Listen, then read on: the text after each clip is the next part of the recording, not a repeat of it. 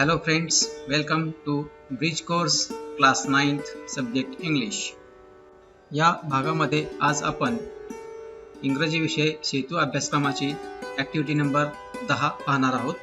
ॲक्टिव्हिटीमधील पहिला पॉईंट आहे learning outcomes or competency statements. या ठिकाणी लर्निंग आउटकम आहे write an essay on the given topics, म्हणजेच विद्यार्थ्यांनी दिलेल्या विषयावर निबंध लिहिणं अपेक्षित आहे. ॲक्टिव्हिटीचा दुसरा भाग आहे instructions for teachers and parents or facilitators, म्हणजेच शिक्षक, पालक आणि सुलभकांसाठी सूचना. Explain the process and steps of essay writing. विद्यार्थ्यांना निबंध लेखनाची प्रक्रिया आणि त्याच्या पायऱ्या समजावून सांगणे. ॲक्टिव्हिटीमधील तिसरा भाग आहे इन्स्ट्रक्शन फॉर स्टुडंट्स, विद्यार्थ्यांसाठी सूचना. Read the instructions carefully and do the activities. विद्यार्थ्यांनी दिलेल्या सूचना काळजीपूर्वक वाचायच्या आहेत आणि त्यानुसार कृती करायची आहे. Read the questions and answer them. दिलेले प्रश्न वाचायचे आहेत, समजून घ्यायचे आहेत आणि त्यांची उत्तरं द्यायची आहेत. Write all answers in a single paragraph. दिलेल्या सर्व प्रश्नांच्या उत्तरांचा मिळून एक परिच्छेद लिहायचा आहे. ॲक्टिव्हिटीचा चौथा भाग आहे लर्निंग ॲक्टिव्हिटी, म्हणजेच अध्ययन कृती. यामध्ये पहिला प्रश्न आहे do you like to play or watch the games. म्हणजे तुम्हाला खेळ खेळायला किंवा खेळ पाहायला आवडतो का. Which games do you like to play. तुम्हाला कोणते खेळ खेळायला आवडतात. What are some of our local games. आपले काही स्थानिक गेम कोणकोणते आहेत. Who is your favourite sports person.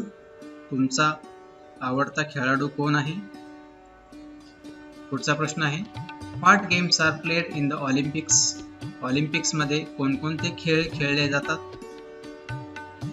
पुढचा प्रश्न आहे what is the theme of all above questions. वरील सर्व प्रश्नांची थीम किंवा विषय काय आहे. Write all the answers in one paragraph and read it. या दिलेल्या सर्व प्रश्नांची उत्तरं एका परिच्छेदामध्ये लिहायची आहे आणि त्या परिच्छेदाचं वाचन करायचं आहे. ॲक्टिव्हिटीचा पुढचा भाग आहे सॉल्व्ड ॲक्टिव्हिटी ऑर डेमो, म्हणजेच सोडवलेली कृती. या आधी दिलेल्या प्रश्नांच्या आधारे या ठिकाणी अशा प्रकारचं पॅराग्राफ रायटिंग केलेलं आहे. I like to play cricket, but I like to watch football. I like to play kho-kho and kabaddi too.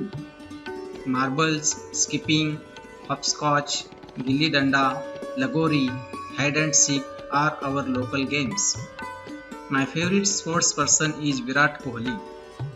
Weightlifting, shooting, hockey, running, jumping, basketball, tennis, wrestling. These games are played in the Olympics. तर अशा प्रकारे या आधीच्या ॲक्टिव्हिटीमध्ये जे काही प्रश्न दिलेले होते त्या प्रश्नांना अनुसरून या ठिकाणी हे पॅराग्राफ रायटिंग केलेलं आहे. यातील स्टेप्स किंवा त्या प्रश्नांची उत्तरे कशी लिहायची आहेत हे विद्यार्थ्यांनी लक्षात ठेवायचं आहे. ॲक्टिव्हिटीचा पुढचा भाग आहे प्रॅक्टिस, म्हणजेच सराव. Read the following questions and write answers in together as a single paragraph. Suggest a suitable title to your writing. खाली दिलेल्या प्रश्नांची उत्तरं लिहून त्यांचा एक परिच्छेद लिहायचा आहे आणि त्या परिच्छेदाला योग्य अशा प्रकारचं एक शीर्षक द्यायचं आहे. प्रश्न आहे do you like to listen music or songs. तुम्हाला संगीत ऐकायला किंवा गाणे ऐकायला आवडतं का. दुसरा प्रश्न आहे what types of songs do you listen or sing. तुम्ही कोणत्या प्रकारचे गाणे ऐकता किंवा गाता. तिसरा प्रश्न आहे हू इज युअर फेवरेट सिंगर. तुमचा आवडता गायक कोण आहे किंवा आवडती गायिका कोण आहे. चौथा प्रश्न आहे डू यू प्रॅक्टिस डेली. तुम्ही गायनाची प्रॅक्टिस किंवा तुम्ही गायनाचा सराव दररोज करता का. When do you sing? तुम्ही केव्हा गाता.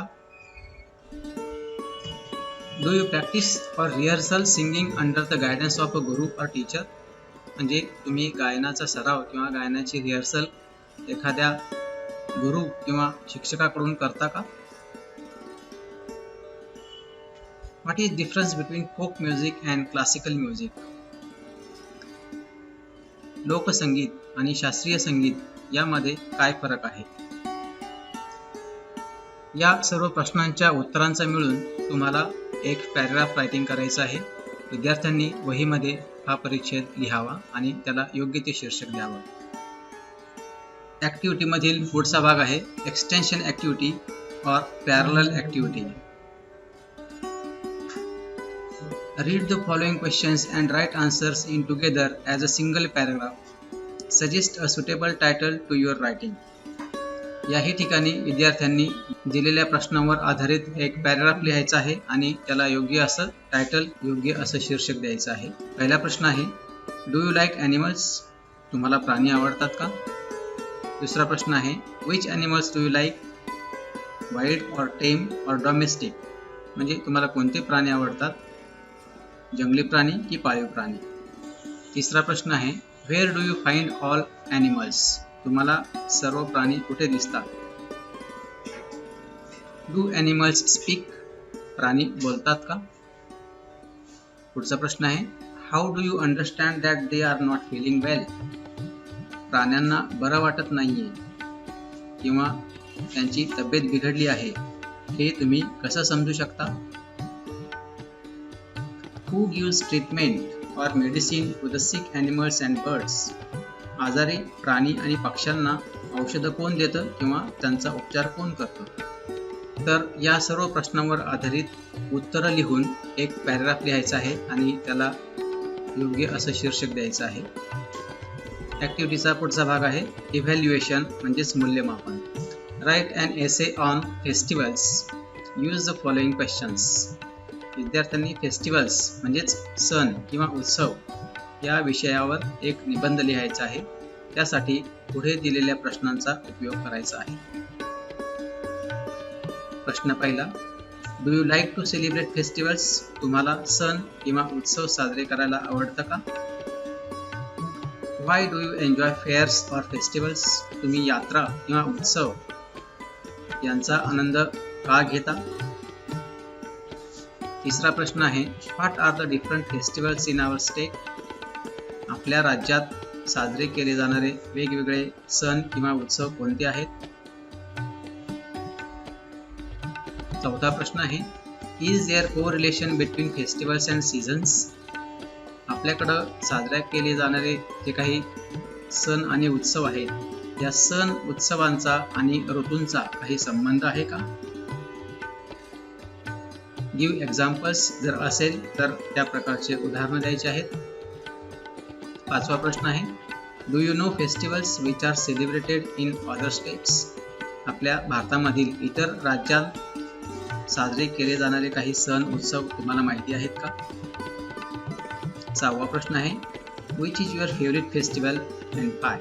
तुमचा सर्वात आवडता सण कोणता आणि का? या सर्व प्रश्नांची उत्तरं मिळून विद्यार्थ्यांनी एक पॅराग्राफ लिहायचा आहे आणि त्याला योग्य ते शीर्षक द्यायचं आहे. ॲक्टिव्हिटीचा पुढील भाग आहे दीक्षा व्हिडिओ और ई कंटेंट और QR कोड. या ठिकाणी अशा प्रकारची कुठलीही लिंक किंवा ई कंटेंट दिलेलं नाही आहे. ॲक्टिव्हिटीचा शेवटचा भाग आहे माय टेक अवे और टुडे आय लर्न. म्हणजेच आजच्या या भागामध्ये मी काय शिकलो किंवा काय शिकले. एसे writing on the given topic.